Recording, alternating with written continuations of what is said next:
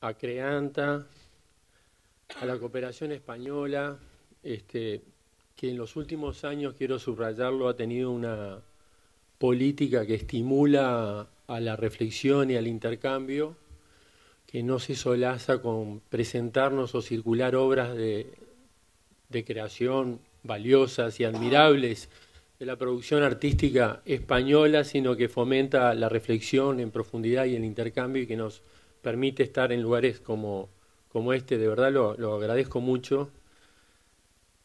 No sé si soberbio, chulo, milomas, milomas, milomas, fanfarrón. Hay que ser soberbio, fanfarrón, para hablar después de México, Brasil, Colombia, desde Uruguay. Pero bueno, quizás sea más disciplinado y responsable y asumo la invitación de Félix y Eduard. Y aquí estoy al final de toda esta jornada, patrocinado no por tequilas que no tenemos, ni por caipiriña, sino patrocinado por el vino Tanat. Es una variedad muy rica, muy fuerte, que se las... Bueno, largamos.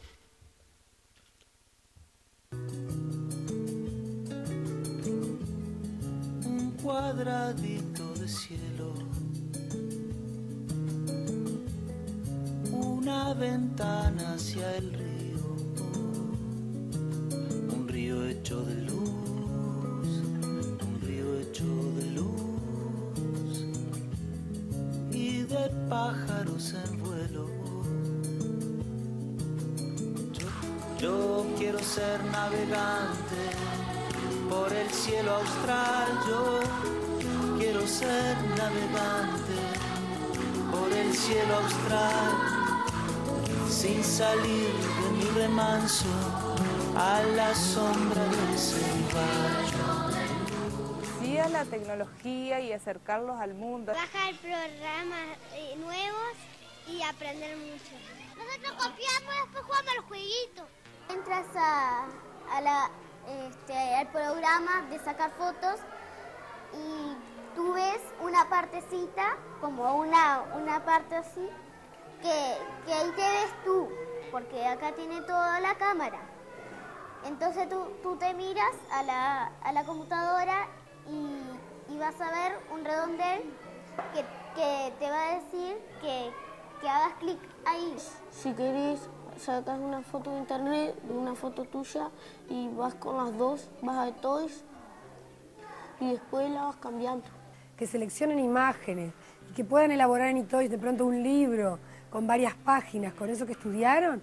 A mí me parece mucho más productivo eso que vayan y saquen una fotocopia y la traigan a la clase sin leer. Si ellos no entienden algo, concurren, o sea, van a internet, buscan información, escriben, tienen el blog, hacen muchas cosas con la computadora. Haces un clic y ahí tenés todo. Suma y resta y multiplicación. Escribo los deberes en la computadora y escribo poemas. Es achicar la brecha digital. Papá no sabe usarla porque siempre está en el monte, ella trabaja en un monte. A mamá se lo presto porque entra a su correo. Bueno, y para nosotros también es una revolución en casa. Precisa entrar a Conaprole y me llama a mí, pero no sabe. Tengo un niño que no logro que pueda escribir. Tiene un retardo bastante grande. Y es increíble cómo maneja la máquina. Que creo que es otra cosa que le dio la máquina, ¿no? Mejorar la autoestima de muchos niños. El nivel de primer año, habitualmente una vez por semana, viene a trabajar con los niños de inicial. Ayudándole a aprender a los niños chicos. El cuerpo, todo el cuerpo. ¡Este era! ¿Cuál?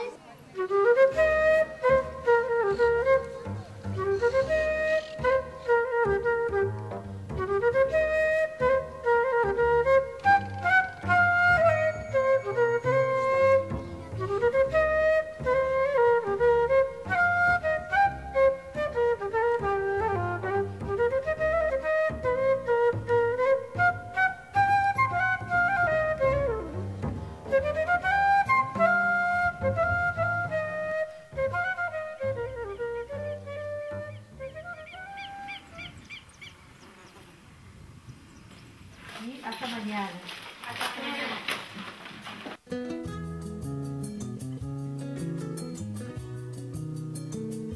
Yo quiero ser navegante por el cielo austral. Yo quiero ser navegante por el cielo austral, sin salir de mi remanso a la sombra del ceibar, a la sombra del ceibar.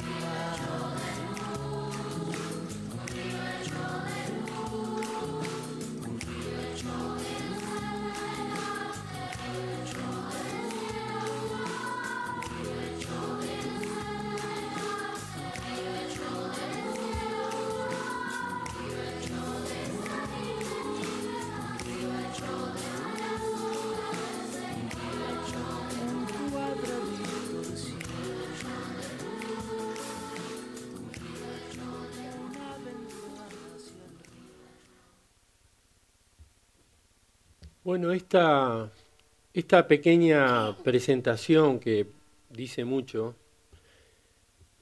no fue un proyecto del sector cultural, no fue un proyecto del sector educativo del país, no fue una propuesta preelectoral, no estaba en la campaña electoral de la Presidencia de la República hace 5 años, y es hoy una de las grandes transformaciones, revoluciones, redefiniciones del paisaje cultural de los uruguayos, como creo que se pudo ver en el video. Acá me parece que no pasó, estaba un poco atento a otras cosas, no pasó la filmación de una esquila hecha por un niño para pasársela a sus primos que están en Toronto, o había sí, la aparición de una chancha, una cerda. Creo que realmente es un conmovedor, maravilloso.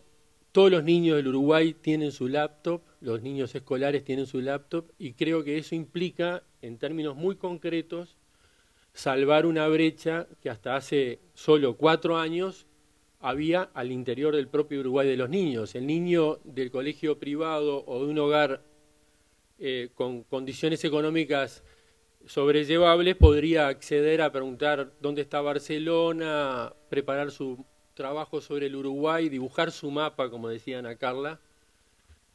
Hoy todos los niños escolares del Uruguay pueden acceder a esta información, a este conocimiento.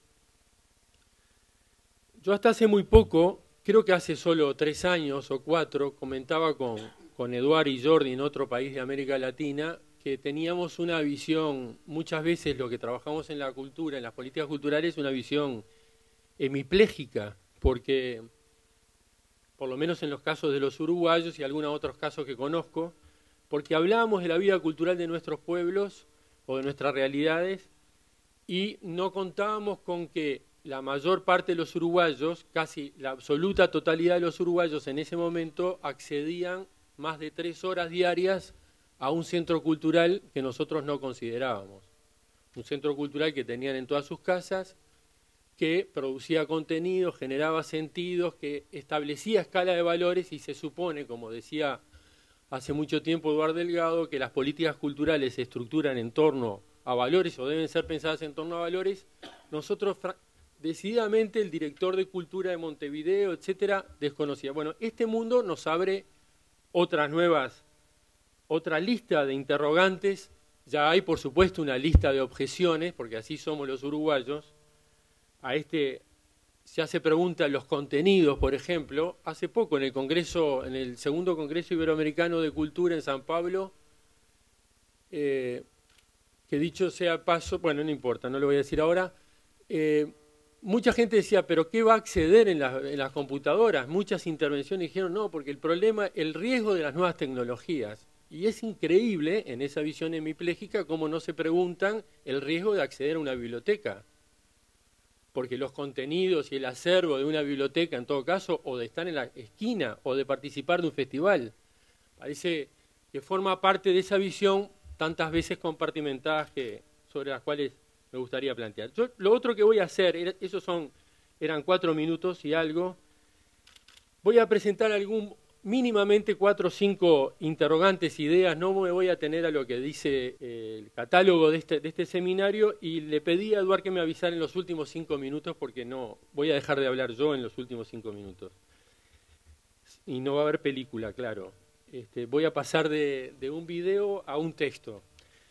Pero quiero decir, este pequeño paisaje que nosotros vemos, que piensa un uruguayo, eventualmente representativo de lo que piensan los uruguayos cuando se habla de ciudades creativas, y la invitación que nos provocó esta convocatoria de Creanta. La reflexión. Bueno, el para qué se ha planteado en estos 2 días, comparto con Ernesto.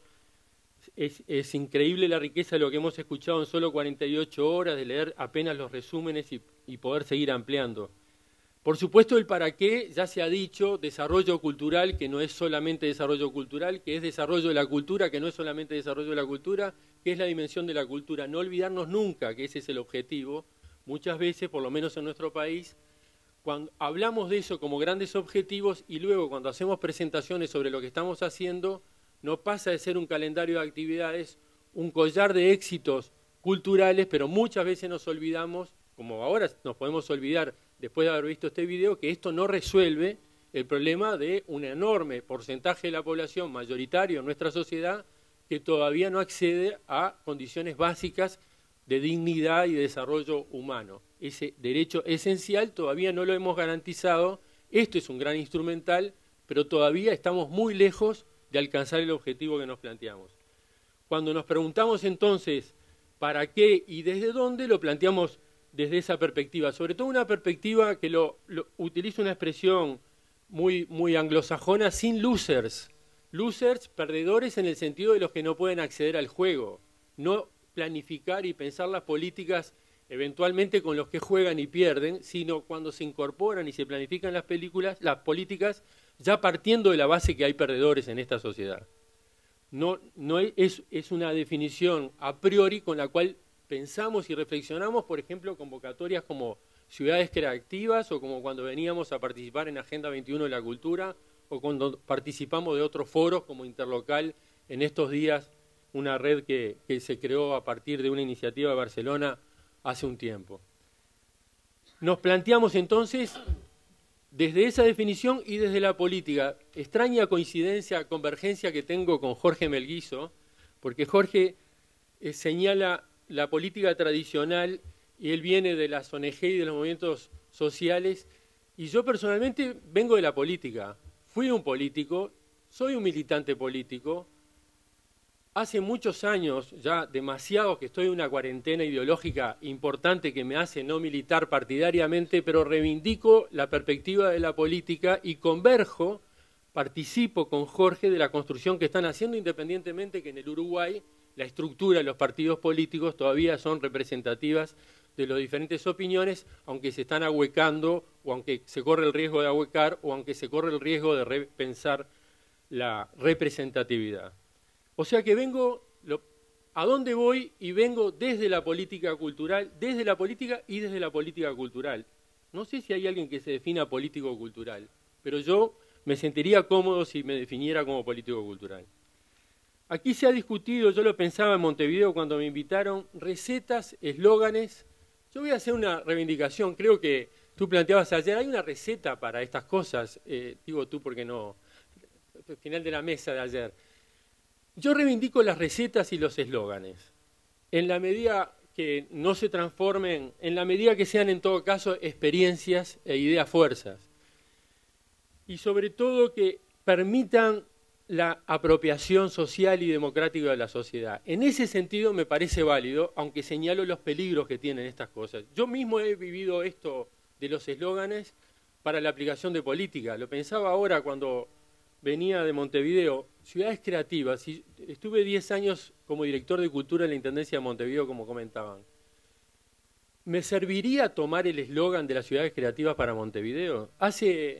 En el 96 tomamos la capitalidad cultural de Montevideo, un sello que coloca la Unión de Ciudades Capitales de Iberoamérica, pero transformamos ese sello, ese eslogan, en una idea fuerza durante los 366 días, porque era un año bisiesto, para generar una serie de políticas para facilitar la apropiación social y para permitir el control ciudadano sobre la aplicación o no, sobre la eficacia, diría Marina ayer, de la propuesta esa en innovación, en promoción de nuevos desarrollos y en particularmente de la vida cultural de la ciudad de Montevideo. En ese sentido reivindico la idea fuerza, quizás expresada como eslogan, las experiencias quizás expresadas como recetas, pero sobre todo partiendo de, siendo muy cauteloso al momento de ver los peligros que tiene este uso de los eslóganes y las experiencias y las recetas, el riesgo de la banalización, el riesgo de no verlo como procesual, como parte de un proceso, de una construcción, de un camino, y el riesgo de quedar, por lo tanto, prisionero de los éxitos. He visto mucha gente prisionera de sus éxitos y una especie de alocada carrera de seguir recreando eslóganes para ver si vuelve a repetir lo que alguna vez tuvo, y muchas veces perdiendo de vista que estos eslóganes o estas ideas fuerzas expresaban un determinado momento de la construcción social y política de la sociedad y que no son repetibles mecánicamente. Hubo también el riesgo de la exclusión. Cuando veo ciudades creativas de la UNESCO, y tomo nota de lo que UNESCO entiende por ciudades creativas, o la noticia de que le dieron ahora el premio a una ciudad japonesa, a otra de Bélgica y a otra del Reino Unido, la catalogaron ciudades creativas, una por la artesanía, otra por el cine y la otra por la música, me viene el mismo temor que tengo con las listas o que tengo con esto de los eslóganes quizás matrizados de una manera no vital, viva, abierta y flexible, no como idea para poner en mano de la sociedad, porque el riesgo de la exclusión, si yo no soy de esa ciudad y no me interesa la artesanía, si de repente defino una ruta del turismo cultural y quedo sin medir los costos, lo que queda a la sombra, al lado, a la vera de esa ruta, si yo incorporo a la lista del patrimonio mundial como se incorporó ahora el tango y el candombe particularmente promovidos por nosotros cuando estamos en la Dirección de Cultura de Montevideo, pero pienso que incorporar el candombe a la lista del patrimonio, que es una música típica uruguaya, a la lista mundial del patrimonio inmaterial, se corre el riesgo de desatender lo que no está en la lista, de no considerar patrimonial lo que no está en la lista, es decir, el riesgo de la exclusión como un problema es otra de las reflexiones que nosotros nos planteamos. Otro, vinculado a esto mismo, el riesgo de las categorías trasladables. La diversidad cultural, como las ciudades creativas y como tantas cosas que ustedes han manejado y lo han manejado muy bien en estos 2 días, también pasa lo mismo para Uruguay y particularmente lo veo desde Uruguay. La diversidad cultural en Uruguay tiene un contenido, esa categoría, muy diferente a la que puede tener para las madres de Bagdad, o para los jóvenes de Nueva York, o para los madrileños de Marzo y Atocha. La diversidad cultural para el Uruguay puede ser, y no lo valoramos así, porque generalmente incorporamos códigos transnacionales. Por ejemplo, en el Uruguay estuvimos mucho, la prensa, los medios de comunicación masivo hablaron de la diversidad cultural cuando el Parlamento francés discutía si dejaba entrar a las jóvenes con su velo para mostrar su religiosidad en las aulas educativas de Francia. Eso entró como diversidad cultural en la prensa uruguaya. Sin embargo, en el mismo tiempo, durante el año que el Parlamento francés estuvo analizando el tema del velo islámico, Uruguay tenía 60.000 jóvenes que emigraban, 60.000 jóvenes de un país de 3 millones, por eso hablé hoy de soberbia, aclaro. No se olviden ustedes, yo no me olvido de la escala, nosotros somos 3 millones, entramos en Medellín, entramos en la diferencia estadística de Ciudad de México de 18 a 20 millones, todo el país, entramos en un suburbio de San Pablo. Bueno, en esa escala, 60.000 jóvenes que emigran es un problema básicamente de diversidad cultural, es un desgarro cultural. Son 60.000 jóvenes que por año dejan de vivir. Es la pregunta que se hace Sarkozy en Francia, ¿qué es ser francés? Que tiene todas las connotaciones que se le pueden asignar, visto acá, ¿qué es ser uruguayo o qué es ser ecuatoriana? Es completamente diferente, tiene otra proyección y se piensa desde otra manera. Y creo que en este sentido es importante incorporar por lo menos al debate esta otra perspectiva, o por lo menos la perspectiva con la que nosotros vemos. Me acuerdo una anécdota de hace muchos años acá en Barcelona. El año 99 caminábamos aquí en Barcelona con Eduard y Jordi Font y otro compañero que ahora no me acuerdo, que era el responsable de las bibliotecas de Barcelona, había 20 bibliotecas, año 99, 20 bibliotecas de Barcelona que tenían conexión a Internet. Y nosotros en ese mismo año, 98-99, en nuestras modestas 20 bibliotecas, habíamos puesto conexión a Internet en un programa que se llamaba Bibliored, totalmente superado por esta realidad que estamos viendo ahora. Y yo venía con la preocupación de si se censuraba o no se censuraba, de si se bloqueaba o no, porque nosotros teníamos solo 4 horas de Internet. Y le pregunté al responsable de Barcelona, Eduard asiente con la cabeza porque se acuerda del cuento, le pregunté si censuraban los sitios, si la gente podía acceder libremente a los contenidos en la web. Nosotros teníamos temores de lo que se podía generar sin un manejo, garantizar el manejo libérrimo de las nuevas tecnologías en aquel año 99 y simultáneamente tener mucho cuidado de la apropiación indebida de un bien público en una pequeña biblioteca. Teníamos esa preocupación, no queríamos censurar y yo pregunté eso. Entonces me contestó el compañero de Barcelona en aquel momento, dice, no, el único problema que hemos tenido, yo tenía el problema que se trancara el sistema, el único problema que hemos tenido es con algunos emigrantes que van a chatear a las bibliotecas de Barcelona. Yo recogí en silencio esa preocupación de Barcelona y me fui a Montevideo a promover que en las bibliotecas municipales de Montevideo fueran a chatear con su familia en el exterior. Lo que acá podía ser un problema de obstrucción del circuito bibliotecológico en ese momento era la gran ventaja comparativa que le podíamos estar ofreciendo a las poblaciones en el Uruguay. Efectivamente, además se transformó en un hecho, hay anécdotas hermosas e increíbles de cómo la gente participó del uso de las bibliotecas para comunicarse con sus países en la migración. Ahí voy al tema de la emigración o la migración vista de los diferentes lados y la aplicación concreta de las políticas culturales. Yo quiero plantear 4... ¿En cuánto estoy? Tengo tiempo, entonces. 5. En 5 minutos quiero plantear 4 problemas que me parece que se nos generan, que tenemos planteados los uruguayos, que acá estuvieron dando vueltas y que los quiero por lo menos enunciar. Y los últimos 5 minutos voy a tratar de dedicarlo a otra cosa. Los 4 problemas. Primero, yo creo que el tema de la transversalidad, para usar una palabra que todos usamos hasta el cansancio, es ex ante y no ex post. Creo que estamos teniendo un problema de construcción del conocimiento, por lo menos en Uruguay, estoy hablando de Uruguay, pero lo he visto en otros lados también, la construcción del conocimiento todavía es compartimentado. Y la construcción del conocimiento compartimentado necesariamente no nos permite ver la complejidad con la que hemos hablado. Pongo un ejemplo de hace una semana. Me invitaron la Sociedad de Arquitectos del Uruguay a una conversación sobre el área metropolitana, ese es otro sombrero que tengo ahora acá, y sobre la proyección metropolitana. Y de las exposiciones que escuché de técnicos y técnicas calificados, era la proyección, la clásica, ¿no? Ya debe ser la 15ª proyección de qué pensamos en Montevideo a los próximos 30 años o a los próximos 25 años.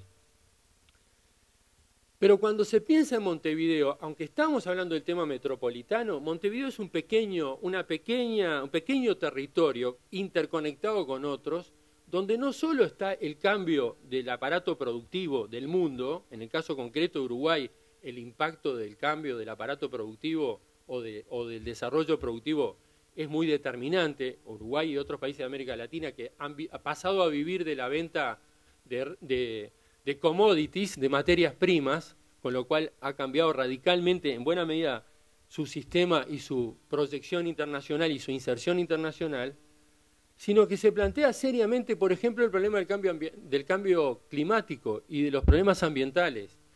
Y plantearse el cambio climático en profundidad en la región metropolitana. En este momento el área metropolitana está desarrollando un plan piloto a nivel mundial sobre cómo se ve el cambio climático en concreto en la región que describía Eduard, Montevideo, Canelones y San José, porque los análisis que hay en general sobre el cambio climático son universales y estamos remitiendo a un observatorio que hay en Gran Bretaña, en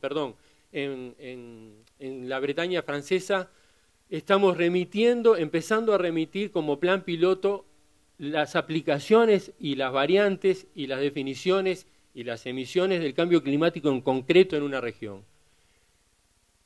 Los urbanistas de Montevideo, que estaban analizando esto en la Sociedad de Arquitectos, esta incorporación no la habían realizado. Y si no, yo no quiero ser novelero, y no quiero ser novelero con el cambio climático, pero bueno, y que me disculpe Aznar, es real las modificaciones y los hechos que se están generando con el cambio climático, está obligándonos a pensar en formas civilizatorias nuevas, está obligándonos a pensar en el uso de energías nuevas, está obligándonos a pensar en la matriz energética, está obligándonos a pensar qué estamos haciendo con, por ejemplo, la producción tambera en el Uruguay, lechera en el Uruguay, y esas definiciones que son tan determinantes y que condicionan la vida y el aparato y el desarrollo productivo no son incorporadas en el conocimiento del urbanismo que construye visiones sobre el futuro. Yo estoy hablando muy sintéticamente, quizás muy injustamente, pero las visiones de ordenamiento territorial y de planificación territorial todavía adolecen de una cierta compartimentación en la construcción de conocimientos, en el origen, en la formulación y en el desarrollo, incluso en las cosas a que investigar. ¿Estamos en esto?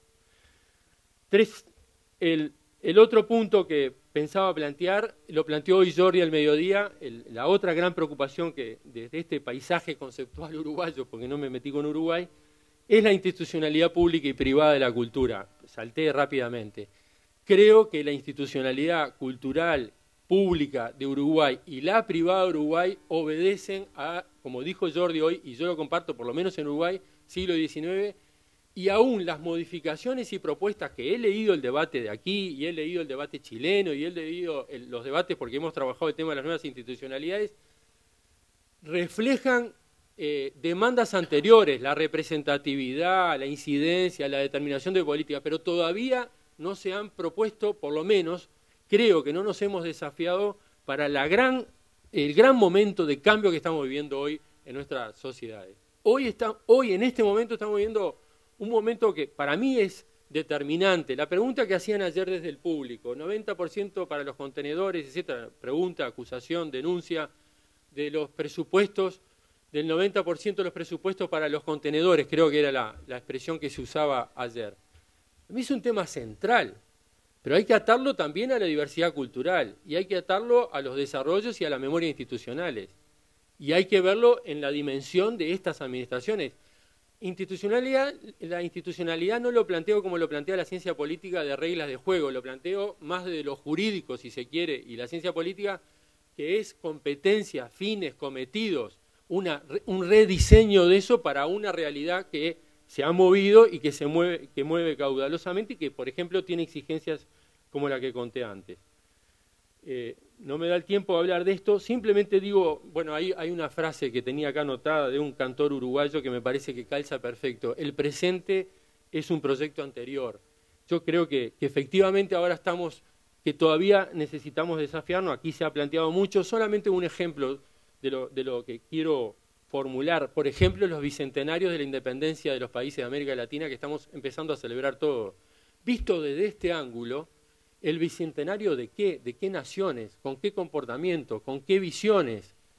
Aquello fue un acuerdo político, marcó determinados mapas. Hoy vimos algunos mapas que presentó Ernesto y que presentaron los compañeros que me precedieron, pero ¿qué mapa es el que estamos registrando? ¿El de las comunidades originarias, el de las comunidades entrelazadas, el de las fronteras? ¿Qué es lo que de qué estamos pensando? ¿De qué naciones, de qué Estado estamos celebrando y cómo nos reformulamos a partir de la demanda de la diversidad cultural, de la creatividad, de la independencia y la creatividad en todo caso como gran planteo?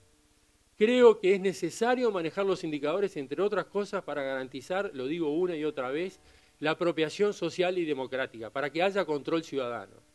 Hoy no hay control ciudadano. Hoy podemos hacer charlas y exposiciones, pero no hay una apropiación social, por lo menos en nuestros países, que permita cotejar al ciudadano en la medida que él quiera, en la dimensión que él quiera, con la profundidad que él quiera, si se cumplieron los objetivos o no se cumplieron. Eso que tiene de alguna manera tácitamente incorporada, culturalmente incorporado con la educación, con la salud pública, con la seguridad, con la cultura, no lo tiene. Y hay que trabajar sobre la necesidad de comparar, de evaluar, de ver las políticas. Y yo quiero, por lo menos ahora, porque no me da el tiempo de comentarlo, saludar la sistematización que ha hecho la Federación. Después, en todo caso, cuando mande la ponencia escrita, me extenderé sobre este punto. Sobre todo sobre un punto también que quisiera hacerlo como aporte, porque me parece, no sé si por una definición de la Federación de Municipios de España, la comisión que se creó, muy amplia, que presidió Eduard Miralles, tomó 5 puntos como necesarios, como preponderantes, como 5 puntos que representaban la densidad del compromiso que estaba en la Agenda 21 de la Cultura. Solo paso un título. Yo creo que hay otra lectura posible del artículo 25 de la Agenda 21 de la Cultura que habla de evaluación de impacto cultural, y es lo que propongo, pensar en un estatuto similar a la evaluación del impacto ambiental con la evaluación del impacto cultural. Un instituto jurídico con un nivel de sistematización como el Instituto de la Evaluación del Impacto Ambiental desde la perspectiva cultural, la evaluación del impacto cultural. Me parece que hizo falta desarrollo y solamente digo el título porque no me da el tiempo de concretar lo que quería plantear. Simplemente digo que la evaluación del impacto ambiental, que está tan incorporado, que cuando se va a hacer un edificio se necesita, cuando se va a hacer un puente, que la sociedad ya lo incorporó como una demanda, porque por eso mismo lo empieza a ser exigido, cuando hay apropiación social y democrática, empieza a ser exigido, solo tiene 30 años. La primera ley de impacto ambiental es del 69, de Estados Unidos, y han logrado desarrollar una visión, una estrategia y una manera de presentar y que sea una herramienta colectiva que yo creo que deberíamos analizarlo acá, porque hoy me pareció ver en el debate que muchas veces se hablaba del urbanismo y la cultura, de las intervenciones públicas y la cultura, y no de la dimensión cultural de las intervenciones de la administración o de las administraciones públicas desde como tal, como dimensión precisamente del desarrollo. En esa medida, la evaluación del impacto cultural, tal como está la evaluación del impacto ambiental, sería un factor democratizador de desarrollo con todas las dificultades que eso implica. Pero se parece mucho el derecho ambiental al derecho cultural por los intereses difusos, por las dificultades de definir qué intereses se protegen, y en ese sentido creo que podríamos hacer un trabajo que creo que no, o se optó por no hacerlo, o por lo menos yo no lo vi reflejado en los documentos y que quería aportarlo al debate de hoy. Bueno, está. No sigo. El cuarto problema que quería plantear está vinculado a esto que acaba de decir, que es el de la sostenibilidad del desarrollo cultural. Me parece que falta profundizar ese concepto, el de la sostenibilidad del desarrollo cultural. Yo insisto una y otra vez en imaginarme la vida cultural y la institucionalidad cultural como un bosque, y que hay que cuidar y ese bosque hay cosas que viven, cosas que mueren, cosas que viven a partir de otras. A veces tenemos una cierta tendencia a lo que trabajamos en cultura o los sectores que inciden en la cultura a que todo quede o que todo siga viviendo como tal. Las cosas viven, nacen y mueren, y hay que intervenir con la delicadeza del caso, cuidando el ecosistema cultural, cuidando el bosque, pero con las intervenciones si no, corremos el riesgo de seguir acumulando inercialmente instituciones, proyectos, iniciativas, a veces con una suerte de antropofagia, ¿no? De conceptofagia, de ideofagia de nosotros mismos, y vamos superponiendo sin el cuidado que debe tener el bosque. Termino. Yo les dije que era fanfarrón, chulo, por hablar después de México, Brasil y Colombia. Entonces, para que vean que no tengo ningún complejo de identidad, le voy a dar la palabra a un argentino. Y voy a leer, paso de un video a leer un cuento, disculpen, son estos minutos que le pedí a Eduardo. Capaz que ya lo conocen, se llama La Rosa de Paracelso, es un cuento de Jorge Luis Borges, pero me parece que tiene que ver con todo lo que aquí se ha hablado, y termino con esto. En su taller que abarcaba, La Rosa de Paracelso, en su taller que abarcaba las 2 habitaciones del sótano, Paracelso pidió a su Dios, a su indeterminado Dios, a cualquier Dios, que le enviara un discípulo. Atardecía.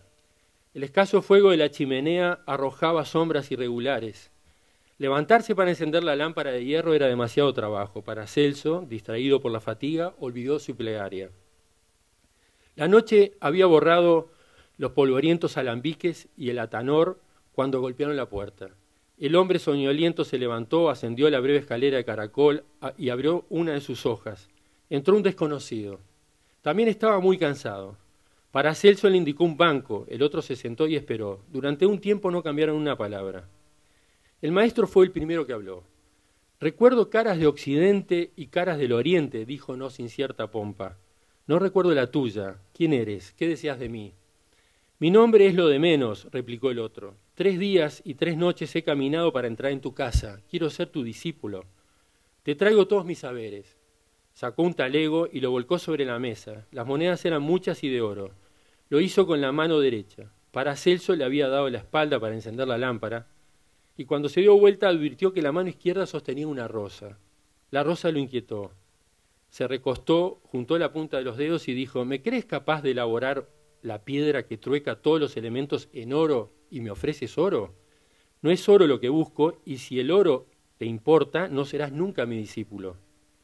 El oro no me importa, respondió el otro. Estas monedas no son más que una prueba de mi voluntad de trabajo. Quiero que me enseñes el arte. Quiero recorrer a tu lado el camino que conduce a la piedra. Paracelso dijo con lentitud, el camino es la piedra. El punto de partida es la piedra. Si no entiendes estas palabras, no has empezado aún a entender. Cada paso que darás es la meta. El otro lo miró con recelo y dijo con voz distinta, ¿pero hay una meta? Paracelso se rió. Mis detractores, que no son menos numerosos que estúpidos, dicen que no y me llaman un impostor. No les doy la razón, pero no es imposible que sea un iluso. Sé que hay un camino. Hubo un silencio y dijo el otro, estoy listo a recorrerle contigo, aunque debamos caminar muchos años. Déjame cruzar el desierto, déjame divisar siquiera de lejos la tierra prometida, aunque los astros no me dejen pisarla. Quiero una prueba antes de emprender el camino. ¿Cuándo? Dijo con inquietud Paracelso. Ahora mismo, dijo con brusca decisión el discípulo. Habían empezado hablando en latín, ahora en alemán. El muchacho elevó en el aire la rosa. Es fama, dijo, que puedes quemar una rosa y hacerla resurgir de la ceniza por obra de tu arte. Déjame ser testigo de ese prodigio. Eso te pido y te daré después mi vida entera. Eres muy crédulo, dijo el maestro. No he menester de la credulidad, exijo la fe. El otro insistió, precisamente porque no soy crédulo, quiero ver con mis ojos la aniquilación y la resurrección de la rosa. Paracelso la había tomado y al hablar jugaba con ella. Eres crédulo, dijo. ¿Dices que soy capaz de destruirla? Nadie es incapaz de destruirla, dijo el discípulo. Estás equivocado. ¿Crees por ventura que algo puede ser devuelto a la nada? ¿Crees que el primer Adán en el paraíso pudo haber destruido una sola flor o una brizna de hierba? No estamos en el paraíso, dijo tercamente el muchacho. Aquí bajo la luna todo es mortal. Paracelso se había puesto en pie. ¿En qué otro sitio estamos? ¿Crees que la divinidad puede crear un sitio que no sea el paraíso? ¿Crees que la caída es otra cosa que ignorar que estamos en el paraíso? Una rosa puede quemarse, dijo con desafío el discípulo. Aunque queda el fuego en la chimenea, dijo Paracelso, si arrojaras esta rosa a las brasas, creerías que ha sido consumida y que la ceniza en verdad era. Te digo que la rosa es eterna y que sólo su apariencia puede cambiar. Me bastaría una palabra para que la vieras de nuevo. ¿Una palabra? Dijo con extrañeza el discípulo. El atanor está apagado y están llenos de polvo los alambiques. ¿Qué harías para que resurgiera? Paracelso le miró con tristeza. El atanor está apagado, repitió, y están llenos de polvo los alambiques. En este tramo de mi larga jornada uso de otros instrumentos. No me atrevo a preguntar cuáles, dijo el otro con astucia o con humildad. Hablo del que usó la divinidad para crear los cielos y la tierra y el invisible paraíso en que estamos y que el pecado original nos oculta. Hablo de la palabra que nos enseña la ciencia de la cábala. El discípulo dijo con frialdad, te pido la merced de mostrarme la desaparición y aparición de la rosa. No me importa que operes con alquitaras o con el verbo. Paracelso reflexionó. Al cabo dijo, si yo lo hiciera, dirías que se trata de una apariencia impuesta por la magia de tus ojos. El prodigio no te daría la fe que buscas. Deja, pues, la rosa. El joven lo miró siempre receloso. El maestro alzó la voz y le dijo, además, ¿quién eres tú para entrar en la casa de un maestro y exigirle un prodigio? ¿Qué has hecho para merecer semejante don? El otro replicó tembloroso, ya sé que no he hecho nada. Te pido en nombre de los muchos años que estudiaré a tu sombra que me dejes ver la ceniza y después la rosa. No te pediré nada más. Creeré en el testimonio de mis ojos. Tomó con brusquedad la rosa encarnada que Paracelso había dejado sobre el pupitre y la arrojó a las llamas. El color se perdió y solo quedó un poco de ceniza. Durante un instante infinito esperó las palabras y el milagro. Paracelso no se había inmutado. Dijo con curiosa llaneza: todos los médicos y todos los boticarios de Basilea afirman que soy un embaucador. Quizás están en lo cierto. Ahí está la ceniza que fue la rosa y que no lo será. El muchacho sintió vergüenza. Paracelso era un charlatán o un mero visionario y él, un intruso, había franqueado su puerta y le obligaba ahora a confesar que sus famosas artes mágicas eran vanas. Se arrodilló y le dijo: he obrado imperdonablemente. Me ha faltado la fe que el Señor exigía de los creyentes. Deja que siga habiendo la ceniza, volveré cuando sea más fuerte y seré tu discípulo, y al cabo del camino veré la rosa. Hablaba con genuina pasión, pero esa pasión era la piedad que le inspiraba el viejo maestro, tan venerado, tan agredido, tan insigne y por ende tan hueco. ¿Quién era él para descubrir con mano sacrílega que detrás de la máscara no había nadie? Dejarle las monedas de oro sería una limosna. La retomó al salir. Paracelso lo acompañó hasta el pie de la escalera y le dijo que en esa casa siempre sería bienvenido. Ambos sabían que no volverían a verse. Paracelso se quedó solo. Antes de apagar la lámpara y de sentarse en el fatigado sillón, volcó el tenue puñado de ceniza en la mano cóncava y dijo una palabra en voz baja. La rosa resurgió. Gracias. Jorge Luis Borges, perdón.